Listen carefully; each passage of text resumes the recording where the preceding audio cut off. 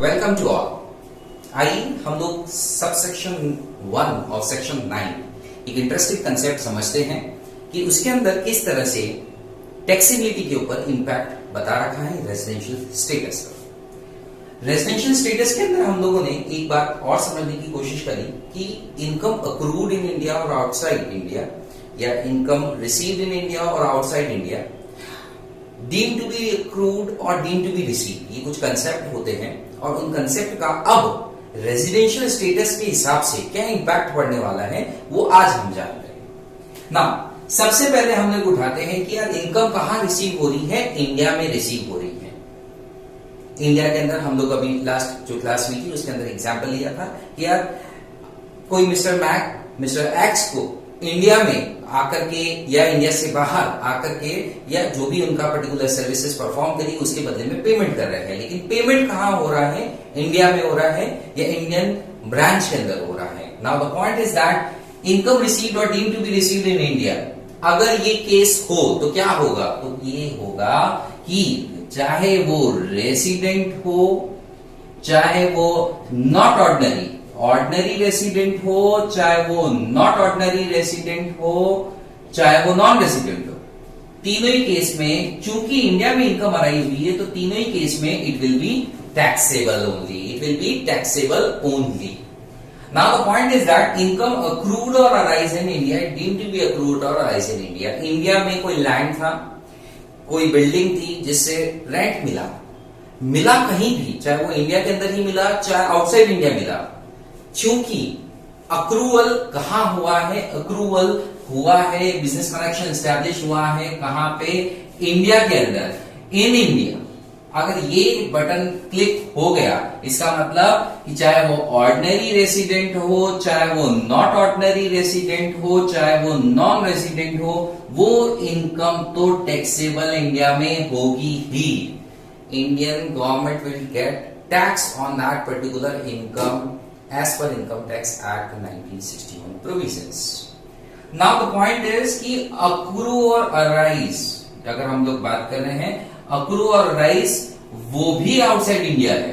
Received कहां हुआ वो भी आउटसाइड इंडिया, दोनों ही चीजें कहां हो रही है बॉस, दोनों ही आउटसाइड इंडिया हो रही है। देखिए एक बात हमें समझ में आ चुकी है कि इंडिया में अगर अक्रूवल हुआ तो भी टैक्स दे दो, इंडिया में अगर रिसीव हुआ तो भी टैक्स दे दो, आप कोई भी कैटेगरी के रेजिडेंट हो। लेकिन अब क्या हुआ, अब ये हुआ बॉस कि अक्रू भी आउटसाइड इंडिया हुआ, बाहर हुआ, और रिसीव भी बाहर हो रहा है, इंडिया के बाहर हो रहा है। बट पॉइंट इज दैट सबसे पहले हम लोगों को देखना है कि कहां से हो रहा है। फ्रॉम ए बिजनेस कंट्रोल्ड और profession setup in India, business and profession head, इसके ऊपर थोड़ा कंसंट्रेट करें। वो इनकम कौन सी है, वो बिजनेस एंड प्रोफेशन हेड की इनकम है। आगे आने वाले टाइम में हम लोगों को हेड्स पढ़ने हैं तरह तरह के, लेकिन बात इतनी सी हुई कि बिजनेस कंट्रोल्ड और प्रोफेशन सेटअप इन इंडिया, इंडिया से कंट्रोल्ड हो रहा है business. Now the point is that business जो सेटअप हुआ है वो कहां हुआ है, इंडिया में हुआ है, चाहे वो अक्रू बाहर हो रहा हो चाहे रिसीव भी बाहर हो रहा हो। लेकिन अगर ऐसा कुछ सेटअप हुआ है तो हम एक बात समझ ले, it will B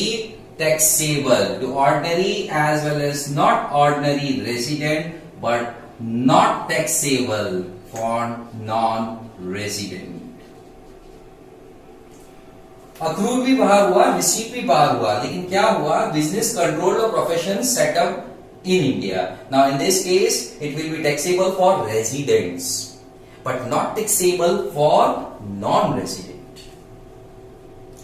Other than business and profession की बात कर रहे हैं, अक्रू भी बाहर हो रहा है, रिसीव भी बाहर हो रहा है, लेकिन जो इनकम है वो बिजनेस हेड की इनकम नहीं, प्रोफेशन हेड की इनकम नहीं, सेटअप आउटसाइड इंडिया में है, वो बिजनेस भी। मान लेते हैं कि लेट्स से एलन मित्तल साहब का एग्जांपल लिया, लक्ष्मी निवासी मित्तल, उनके साथ में क्या, उनका पर्टिकुलर बिजनेस सेटअप है आउटसाइड इंडिया, अक्रू भी आउटसाइड इंडिया और रिसीव भी आउटसाइड इंडिया, ठीक है। या फिर अगर हम लोग बात करें कि ऐसी इनकम जिसके अंदर हम लोगों के इंडिया से कोई कनेक्शन नहीं है, न रिसीव हो रहा है ना अक्रूवल हो रहा है, और बिजनेस कंट्रोल्ड, वो भी आउटसाइड इंडिया है जिसके रिलेटेड हम लोग बात कर रहे हैं। Now the point is that it will be taxable for ordinary resident only, बाकी लोगों के नॉट टैक्सेबल है, कोई टैक्स देने की जरूरत ही नहीं है इन लोगों को। इंडिया में मैं सारी बात कर रहा हूं, इंडिया में टैक्स देना है या नहीं, हम फॉरेन टैक्सेशन का बिल्कुल पॉइंट नहीं ले रहे, हम बस इतनी सी बात कर रहे हैं कि क्या इंडिया में, देखिए इन केसेस में हो सकता है कि फॉरेन गवर्नमेंट भी टैक्स ले रही है, इन केसेस में ये भी हो सकता है कि इंडियन गवर्नमेंट भी ले रही है, दोनों ही साइमल्टेनियस चल रहे हैं, तो क्या उसका कोई इंपैक्ट पड़ेगा, वो हम एडवांस टैक्स से रिलेटेड और एडवांस चैप्टर्स जब हम लोग पढ़ेंगे तब हमें क्लियर होगा। लेकिन आज एक बात पता चल गई कि वो बिजनेस ऑफ कंट्रोल अगर हुआ है आउटसाइड इंडिया तो केवल और केवल ऑर्डिनरी रेसिडेंट के ही टैक्सेबल है, बाकी दोनों के नॉट टैक्सेबल है। नाउ कोई foreign income relating to years preceding to the previous year, let's say पहले के सालों के अंदर हम लोगों ने आउटसाइड इंडिया एमएनसी में कोई सर्विसेज दी, वही रिसीव हुई, वही अप्रूव हुई और हम लोगों को वही प्राप्त हो गई ना। अब अगर ऐसा सिनेरियो हुआ कुछ समय बाद, स्वदेश मूवी की तरह मेरा एकदम से दिल जा गया कि यार मेरे को आना है इंडिया में, मैंने वहां जितना भी कमाया उसको लेके आ रहा हूं इंडिया में, क्या अब टैक्स देना है क्या इंडिया में अगर मैं रेजिडेंट बन गया या नॉन रेजिडेंट अभी भी हूं? बिल्कुल नहीं, इन एनी केस आपको टैक्स देने की जरूरत ही नहीं है। Passed untaxed profit brought in India के कंसेप्ट पे आप पुराने सालों की इनकम को लेकर के इंडिया में आ रहे हैं, चाहे वो टैक्स लगा चाहे नहीं लगा, इंडिया में ऑर्डिनरी हो, नॉट ऑर्डिनरी हो, नॉन रेजिडेंट हो, इस प्रीवियस ईयर में, लेकिन उन पिछले सालों की इनकम पे आपको टैक्स देने का कोई जरूरत नहीं है। तो एक इंपॉर्टेंट चीज हम लोगों को क्लियर हुई कि